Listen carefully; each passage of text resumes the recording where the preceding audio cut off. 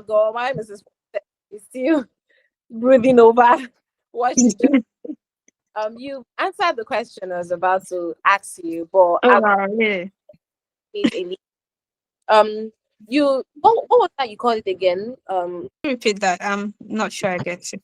Okay, I said, what's the name you called it? Like, what was the name? You mentioned something. What's the name you called it? Cervical incompetence.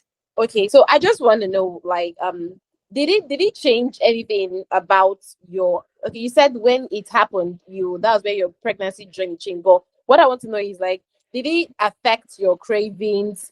Did it make you feel did it just bring in any funny moments or any emotional or any funny moments or any normal cravings or stuff that you've had that normal pregnancy occurs in normal pregnancy?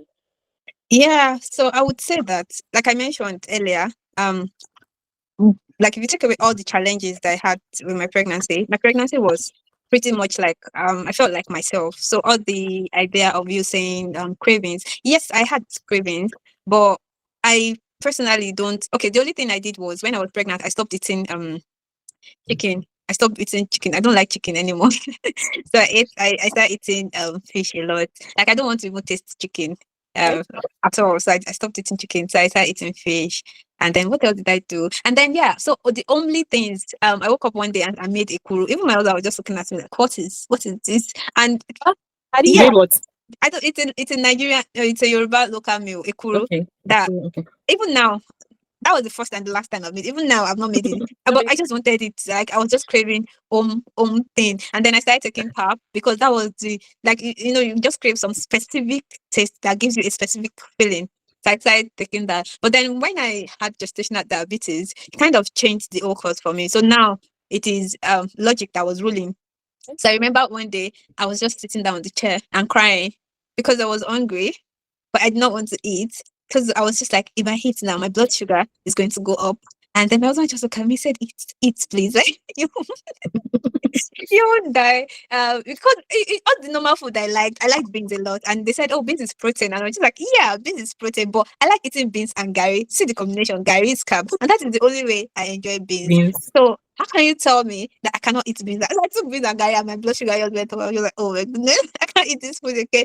So all my cravings now had to now be subject to logic, like Hmm. practical things like, okay, can this work? So I ate a lot of English breakfast towards that period because English breakfast has More vegetables. more vegetables, Hmm. mushrooms, bacon and eggs and sausages that are like protein. So I'll take that with just one slice of bread, and that's like a full meal, which is good. So I took that a lot. So what now happened was that towards the later end of my pregnancy, I wasn't adding weight. Unlike normally you would have more weight at that point, so which I really like. So I wasn't adding weight. My face was not puffy, and I was looking really good. So I was just like, I'll take that.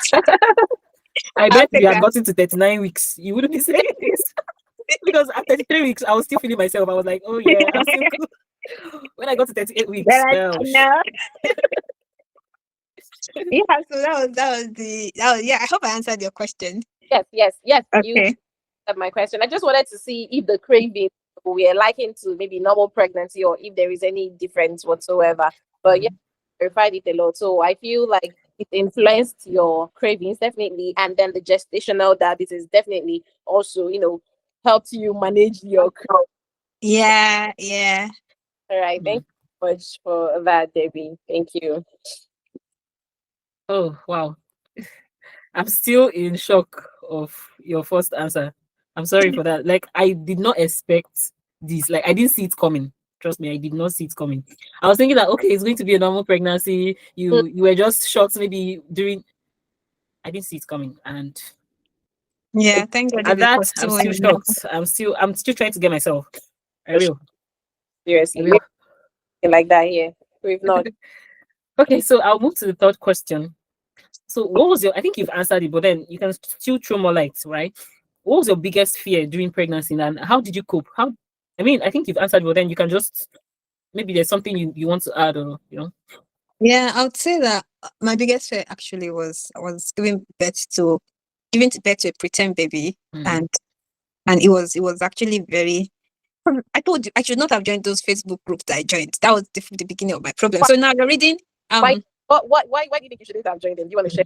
yes, because you're reading first-hand information from mamas like you that are saying, oh, I just had my baby at 23 weeks, the cerclage failed, and then they're posting pictures of their babies and sharing their stories. And then some would even share that, oh yeah, we made it to 37 weeks. Or no, the cerclage removal is like yeah, is it 37 or 35 weeks? At some point they will remove the cerclage when the baby is when the pregnancy term is far gone, and then they will now wait for you to go into labor naturally. So I was just like, so I read those stories and then I'm just like, oh my god, I need my baby to come early. I don't want to give birth to a pretend baby. And then you just read stories about them. So that was my greatest fear. But then a friend of mine gave me a book, Supernatural Childbirth.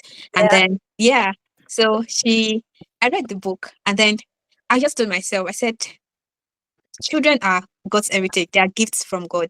They are a reward from Him. So I just kept holding on to it that God will not give me a bad gift. He will not give me a bad reward or an incomplete reward. And He's going to perfect what He has started. So I kept holding on to that word. I kept holding on to that word. Anytime I'm praying, I'm just like, this is a gift. Children are God's heritage. This baby is an heritage from God. And yeah, so that was one verse that really helped me during my pregnancy. That's great. Yes. From your story, I see you as a woman of faith, someone that's deeply connected to God, and that's beautiful. And I like the part where your friend actually gave you that book. That book is a very powerful book. Very, very, very powerful book. I highly recommend. If you're watching us from wherever you're watching this, I highly recommend that book. Yeah. Gave it to me, and it Wow. really did help me. It helped me. Like I had, just like you said, I had one of the smoothest pregnant, and Yeah, she did. twice. The second baby, I didn't do that one. I was like, Whoa. yes, I did. Yeah. So much for sharing that with us. I'll move to my next question. I don't know if you have that. Okay. So my next question is this. I'd like to now moving now to motherhood. That is after you gave birth. Okay. We've had the story around the pregnancy and everything. Should I ask these two questions? How was the delivery process? And then how did motherhood feel? That first few days. How did it feel? You in a faraway land, everything. How did it feel? I know you were definitely grateful to be carrying your miracle. The little one, yeah. I want to know how the process went, and I want to know how motherhood, like finally being a mother, the first time mother, physically, emotionally, spiritually, and otherwise. Just fill us in. Yeah, honestly, it just gave me like I'm reliving it again, and then it's just like, whew. So motherhood for me was just like, it was not the way I wanted it. Like I told you, I went into my water broke, and then they were like, yeah, even though your water has broken, we could monitor you and see if you can get to 37 weeks. I've seen people that did that. So you'll be like on complete bed rest, and then they keep monitoring to make sure you don't have infection, but there's enough water to still carry on with the pregnancy. Yeah, so we were doing that until the day that I just decided that, you know what, I'm coming. I want to come and see what is happening in the world. And that was at 34 weeks. So that same day, that he wanted to come, the doctor was just coming to come and tell me that, oh, the test we did today, your infection markers are high, so we might need to deliver the baby. And as she was talking, I was just like, I'm in labor. I was already in labor, like I was having contractions. So they were like, oh yeah, but do you want to push the baby? Because I've already told them that I wanted an elective CS. I don't want to push. And but they were like, it's 33 weeks, you should be able to like push this baby out. I did not want that. And I've read so many stories about like communicating like so that they hear what you want as a mom, especially abroad, you have to be able to express yourself, which is what I did. I said, as a matter of fact, I don't want to push out this baby. I would like to have an elective CS. But the date for my elective CS was in August, because they've already given me a date that I was supposed to come in for the CS. But then my in labor in July. So so it was just like, yeah, but you don't. So eventually, well, I believe a mother's instinct is always right. Because when I insisted, they had to bring in a consultant. And then when the consultant came around, she was like, I think the baby is in distress. We need to go for CS right now. And then so that was how an emergency CS happened to me. And then before you could say, it's always very fast when it's a CS. And then it's a tiny baby. And I was just like, oh my goodness, I can't even carry you because you're going to break. Like, 'cause I don't relate to children. No, I don't carry people's children, especially if they are the newborns. I'm just like, I don't. When it's grown, I will pick the child up. So it was just like, who's this tiny? And you know, it was premature, so it was actually very tiny. And then the first night I was alone. I was all alone in the world because they needed to take him to NICU Mm. at that point. So it was just the feeling of motherhood did not really dawn on me at that point. It was just more like gratitude that okay, Mm. I'm fine, my baby is fine, and he's receiving the best care. And yeah, so the next thing that happened immediately after giving birth was breastfeeding, which they try to want to make you breastfeed as soon as possible. So I started pumping, which was it was a lot of work and also very mentally stressful, considering the fact that you're not with your baby. My baby was in another place, so we have to. And so they have to.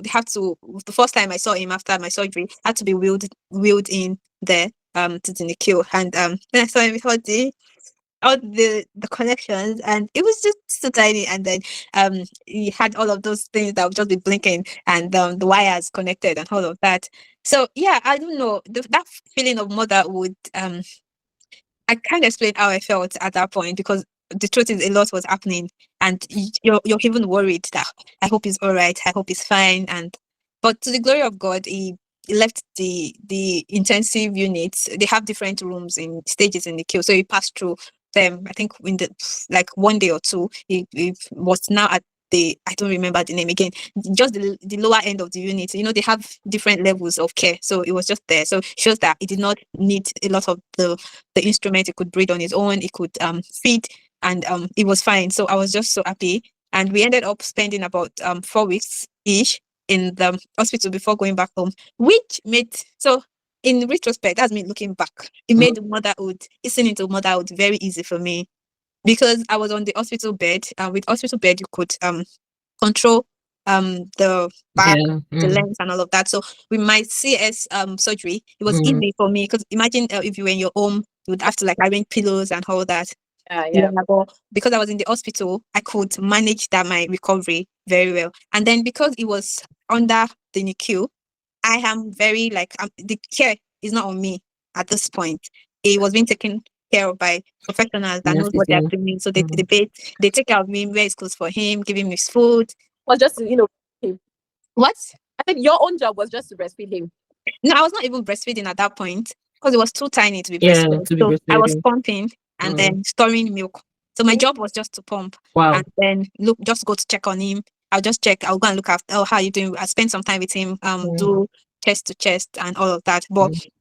his primary care was not on me. So On you. I was it gave me so the overwhelm that you feel in that your first week. And then I was eating the hospital is giving me food Mm. and all of that. So mine is just to wake up. I was even watching season film. Let me not lie to you. It was season film that I was watching. When I wake up like this, I watch season. I took my Alexa. Back to back. I took my Alexa to the hospital. I was just watching season film. That was what I was doing. And then at some point, they brought him to my room. So I started being more involved in taking care of him. But I could basically just say, you know what? I'm going to be sleeping this afternoon. You guys should take care of the baby. So it's like having free nursery of experts, people that cannot pay, big nurses taking care of my baby. So I was just like, Wow. I'm going to feed him 9 o'clock, but then I need to sleep. Can you feed him 3 a.m.? They say yes. I said, God bless you. And then I'll go back to sleep. So it was actually very nice. I Yeah. cannot lie. Let me not lie. So beyond the stress, because it was with me, I was not worried anymore. I mean, it's Yeah. fine. And then so the nurses were guiding me. For example, when the first time I wanted to bathe him, they helped me while I Mm. washed. Wow. I was just watching them bathe the child. And then when he started having rashes, I was like, he has rashes. They're like, oh yeah, you can use milk, breast milk Breast too. milk. Mm. Yeah, so they were guiding me. So it was just like a nice transition Mm. from there. And because I spent 4 weeks in the hospital, I'd already, and I know when I delivered, I just changed my mom's travel date. So I think maybe the same week that I came back or the next week my mom came in. So it was I can't lie, let me not lie. It was a very smooth transition for me. So Mm. all the worries of even breastfeeding support, you have them in the hospital, they'll come teach you how to breastfeed. Breastfeed, I yeah. had Yeah. this hospital standard pump that I was using works way better than your normal pump at home. That pumps is like hospital grade. It's a big breast pump. Wow. So it helped me with the initial stages of breastfeeding, and then they have breastfeeding consultant that you could like meet in the hospital ward that will teach you what to do and all. So it was a really nice transition to motherhood. So all my Mm. initial questions and were answered by professionals compared to if you are just giving birth and then they gave you a baby and say, oh, yeah, we're going home the next day or 2 days after. So yeah, so it was actually a nice Most one. pictures were shared by Facebook group. Yeah. Wow, that's beautiful. Hmm. Transition. This is. I feel like this is well, I won't call it double for your trouble now. This is something for your trouble, because the truth, Yeah. yes, a lot of emotional and physical stress really occurs at immediate time after you give birth, baby. That's first week, first 3 weeks. It's usually not funny. Sleepless nights, Hmm. Yeah. Yeah. I got a lot of sleep. I I cannot even lie. mean, honeymoon. I don't know whether it's child moon. I don't know what we're gonna call it. Something for your stress. I'm happy for you. It was nice. Yeah. Yeah, it was more like God rewarded her for all the emotional, physical stress she went through when she was pregnant. Yeah. God said, my Yeah. daughter, see, I love you. Just dinner Right. on this bed and rest. I was even the one at some point saying, I need to go home. You people cannot Really? go. Yeah. Because, it's an hospital ward. So you're just like, no, I need to Yeah, get out it's of here. open. How Is it can an we get open out ward? of It's not a here? private ward, yeah?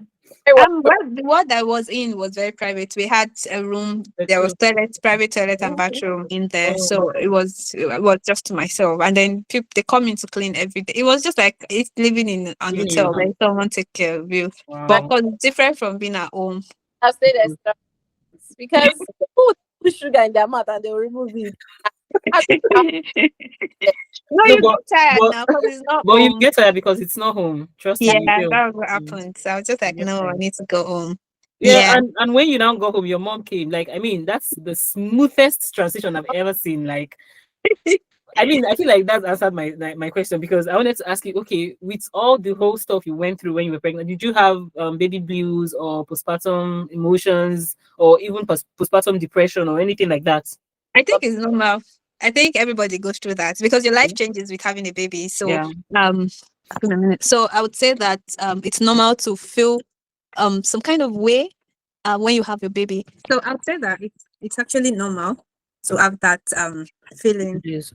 when you give birth. But you can't put a timeline on postpartum depression. It might not even be immediately you give birth. It might just be you realizing that there are some things that you could do and you're not doing anymore, or just feeling like you're out of sync with your body. Mm, like you're feeling left out, right? So when mm, Yeah. So I think that um yeah, it's I have those days that I wake up, especially because I was pumping. yeah. And so when you're pumping, it's like another level of layer of stress because you need to pump every 3 hours. And then when you finish pumping, you now feed the baby, you now wash the pump part, you now repeat in the next 3 hours. And So sorry for cutting you. Was the pumping machine, was it manual one or electric? it was electric. Okay. Yeah, so it was a wearable pump that I was Oh, using. okay. So Okay. it oh, Yeah. could, sorry, also to cut you short, was it intentional? Like, you didn't want to breastfeed baby directly, or no, so Um, because I had my son as preterm, pretend, yeah. it wasn't latching when yeah, we Yeah, did he it. was very small. He was tiny. Yeah, Yeah, so so it you can't couldn't breastfeed latch. a baby that small. Mm. Yeah, it couldn't suck. So so we spent 4 weeks, and that was them trying to establish breastfeeding. And then when it was not happening, I was just like, can I pump? Like, can I just give it via bottle? Can I bottle feed him? So when we tried bottle feeding, it was actually working. And then like I said, I wanted to leave the hospital because they were happy for me to stay till we established that breastfeeding. And I was just like, no, I need to. I know I can't. You can't. You're sitting around all day. I was just like, no, I need to go home. So um yeah, so we started bottle feeding him, and then that was what worked for her. So he started gaining weight through that. So you know that he's taking something. So I was doing that. Eventually he was breastfeeding, but then we already found like a rhythm with bottle feeding. That it just makes sense to continue with that because now my husband can feed him, my mom can feed him. It just made sense for me to keep pumping. Pumping, yeah. So yeah, but it was hard pumping because there are like a lot of other different layers to it. And then being out of work also for a while, and then your life is just baby. So How long I did you was stay for your maternity leave? 6 months old because I was just like, I need to go back to work. was it like up to you, or is that the official date? It was up to her. No, it was up to me. In the UK, you could stay as long as 1 year, Okay. or 9 months, depending. But I went back at 6 months But you because I were was. still receiving your pay, yeah? Yes, I was. I was still receiving my pay. So yeah. How, if you don't mind me asking, how old is baby now?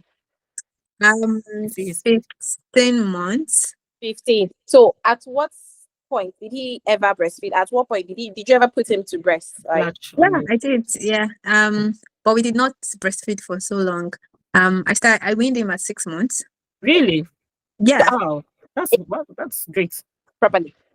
Can you repeat that? I think I was Success.